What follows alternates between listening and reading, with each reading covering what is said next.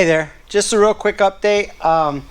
Installed trailer lights tonight and ran the wire. I did not video it, so I'm just going to give you a really quick look at what I did. I ordered the wire harness, just the generic trailer wire, the flat 4 from Amazon, as well as a set of taillights, and I'll show you how I wired them. I already had some wire loom, so I just threaded it through there. I zip tied it along and ran it through the frame here. This is obviously something somebody else did along the way. I was going to run the wire through it, but the back end of this square tube butts right up to one of the cross members, so it's not open, and I didn't want to drill a hole in there.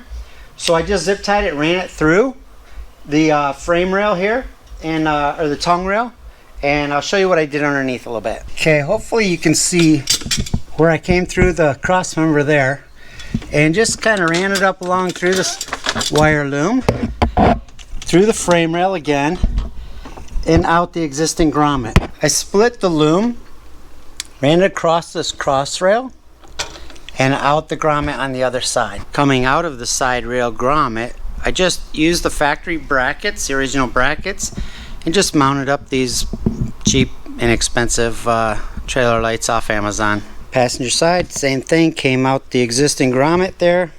Now, I know these are not anywhere close to factory, but I did not restore this trailer back to factory anyway.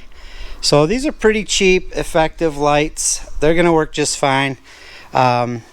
Next thing, I still gotta figure out my tongue stand, and then how I'm gonna mount my tent without altering the trailer very much.